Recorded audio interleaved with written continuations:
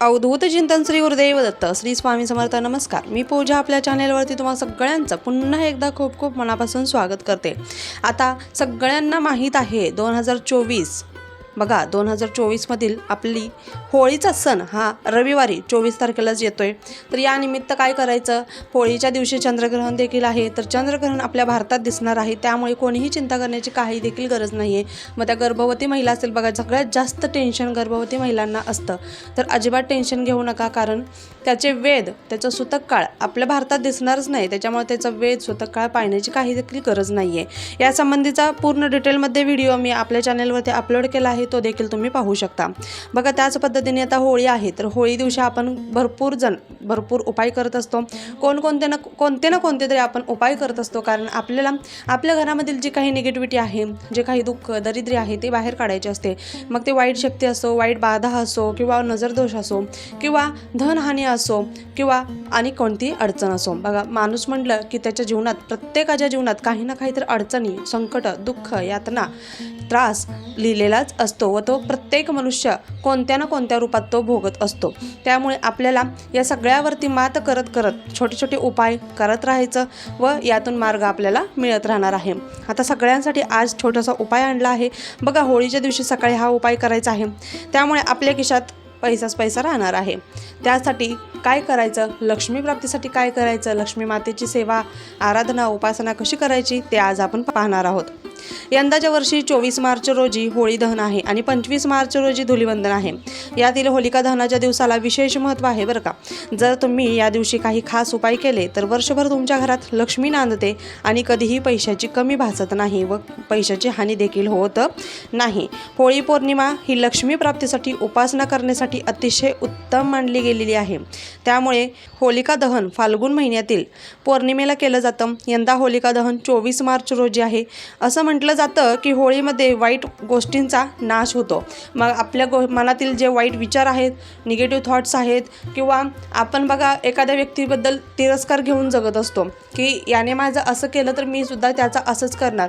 तर या सगळ्या वाईट गोष्टींचा, वाईट विचारांचा, वाईट सवयींचा नाश करण्यासाठी आपण होलिका दहन करायचं व नवीन आयुष्य आपल्याला पुन्हा जोमाने जगायचं आहे, आनंदाने जगायचं आहे. होलिका दहन केल्याने आजूबाजूच्या नकारात्मक शक्तींचा नाश होऊन जीवनात आनंद निर्माण होत असतो. जीवनात सकारात्मकता येते, त्याच प्रकारे सुख समृद्धी येते. अशा सगळ्याच दृष्टीने होळीचा सण खूप खूप खास आहे आपल्या सगळ्यांसाठी. होळीच्या दिवशी असणारी सकारात्मकता आपल्याला आपल्याही आयुष्यात यावी यासाठी होळीची राख श्रद्धेने आपण आपल्या कपाळाला लावत असतो. त्याचप्रकारे बघा ज्योतिषशास्त्रात देखील सांगितलं आहे की हा उपाय सांगण्यात आलेला आहे की जे उपाय केल्याने तुम्ही तुमच्या जीवनातील अनेक समस्या सोडवू शकता, आर्थिक संकट दूर करू शकता. धनप्राप्तीसाठी होळीच्या दिवशी सकाळी तुम्हाला एकच छोटं काम करायचं आहे, ते तुम्हाला मी सांगणार आहे. त्यामुळे व्हिडिओ स्किप न करता शेवटपर्यंत पाहत राहायचं आहे. व आपल्या चॅनलवर जर कोणी नवीन असाल तर आपल्या चॅनलला लाईक, शेअर व सबस्क्राईब करायला अजिबात विसरायचं नाही आहे. होळीच्या दिवशी केलेल्या या उपायामुळे तुम्हाला आर्थिक लाभ तर होणारच आहे, त्याचसोबत तुमच्या ज्या काय आर्थिक अडचणी आहेत त्या देखील सुटू शकतात.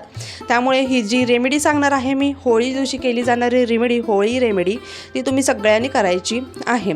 त्याचबरोबर तुमची कर्जमुक्ती देखील तुम्ही सुटू शकता. म्हणजे तुमच्या डोक्यावरती भरपूर कर्ज आहे बघा, आपण एकाला पैसे देण्यासाठी दुसऱ्याकडून कर्ज घेतो, त्याला पैसे देण्यासाठी आपण तिसऱ्याकडून कर्ज घेत असतो.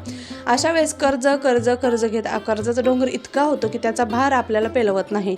तर तुम्ही हा उपाय केला तर त्याचा डोक्यावरचा भार खांद्यावर तर नक्कीच येऊ शकतो, इतकी गॅरंटी देते तुम्हाला. त्याचप्रकारे होळीच्या दिवशी तुम्हाला कोणता मुख्य उपाय करायचा आहे ते तुम्ही बघा. होळीच्या दिवशी सकाळी 10 वाजता पिंपळाच्या पानावर देवी लक्ष्मी मातेचं आगमन होत असतं. होळीच्या दिवशी सकाळी 10 वाजता पिंपळाच्या पानावर, जे पिंपळाचं पान आहे त्याच्यावर लक्ष्मी मातेचं आगमन होत असतं. त्यामुळे ज्या व्यक्तीवर आर्थिक संकट आहे त्याने सकाळी पिंपळाच्या झाडाखाली जायचं आहे, पिंपळाला पाणी घालायचं आहे. त्यानंतर झाडाखाली बसून कुठल्याही लक्ष्मी मंत्राचा जप करायचा आहे किंवा एखाद्या लक्ष्मी स्तोत्राचं पठण करायचं आहे, किंवा मग ते श्री सुक्तम असेल किंवा महालक्ष्मी अष्टकम असेल किंवा एखादा लक्ष्मी मातेचा मंत्र असेल त्याचं पठण तुम्ही करायचं आहे. बघा लक्ष्मीचं ओम श्रीम ओम श्रीम ओम श्रीम असं म्हटलं तरी देखील चालेल, किंवा ओम श्रीम ह्रीम श्रीम कमले कमलालये प्रसिद्ध प्रसिद्ध श्रीम ह्रीम श्रीम ओम महालक्ष्मी देवे नमः या मंत्राचं पठण केलं, जप केला तरीसुद्धा चालेल. यामुळे तुमच्या आर्थिक अडचणी नक्कीच दूर होऊ शकतात. आर्थिक अडचणी दूर करण्यासाठी कोणता उपाय? तर आर्थिक संकट दूर करण्यासाठी होळीचं भस्म, जी होळीची राख आहे ते लाल कपड्यामध्ये बांधून तुमच्या तिजोरीमध्ये ठेवायचे आहे. याचसोबत त्या राखेची पुडी बांधा आणि ती पुडी तुम्ही तुमच्या पाकिटात देखील ठेवू शकता. यामुळे तुमची जी काही आर्थिक स्थिती आहे जी बिघडलेली आहे ती चांगली होण्यास मदत होते. त्याचप्रकारे घरात सुखशांती येण्यासाठी कोणता उपाय करावा?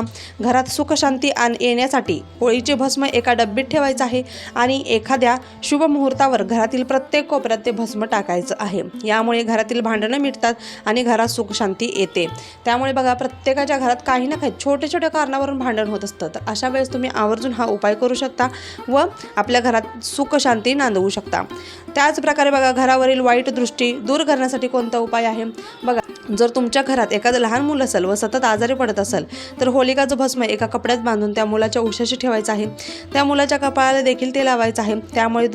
त्यामुळे सुद्धा तुम्हाला फरक दिसून येईल व लवकरच आपल्या घरावर जी काही वाईट दृष्टी आहे ती सुद्धा निघून जाईल. वाईट दृष्टी दूर करण्यासाठी तुम्ही आवर्जून जे काही भस्म आहे ते प्रत्येक कोपऱ्यामध्ये तुम्हाला टाकायचं आहे.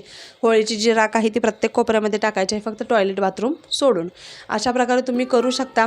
बघा, हे छोटे छोटे उपाय आहे. हे उपाय केल्यामुळेच आपल्या जीवनामध्ये काही ना काही तर थोडासा फरक तर आपल्याला नक्कीच जाणवू लागतो आणि खूप प्रभावी असे उपाय तुम्हाला सांगितलेले आहेत. त्यामुळे तुम्ही आवर्जून करा व आपल्या घरामध्ये लक्ष्मी मातेचं आगमन कसं होईल याचा विचार करा. बघा, होलिका दहना दिवशी तुम्ही आवर्जून लक्ष्मी माता व भगवान विष्णूंचं आवाहन करायला हवं. ज्या ठिकाणी भगवान विष्णूंची सेवा केली जाते त्या ठिकाणून लक्ष्मी माता कधीच हालत नाही. व तुमच्या घरात जर पैसा टिकतच नसेल, आर्थिक परिस्थिती खूप तंगीची चालली असेल, खूप तंगी आहे, पैसा येतच नसेल, पैसा येण्याचे मार्ग मोकळेच जर नसतील तुमचे, तर तुम्ही आवर्जून हा उपाय करा. तुम्हाला नक्कीच प्रचिती येईल. व्हिडिओ आवडला असल्यास व्हिडिओला लाईक, शेअर व सबस्क्राईब करायला विसरू नका. पुन्हा भेटूया अशाच एका नवीन व्हिडिओसोबत. झालेली सेवा स्वामींच्या रुजू करते. श्री स्वामी समर्थ. धन्यवाद.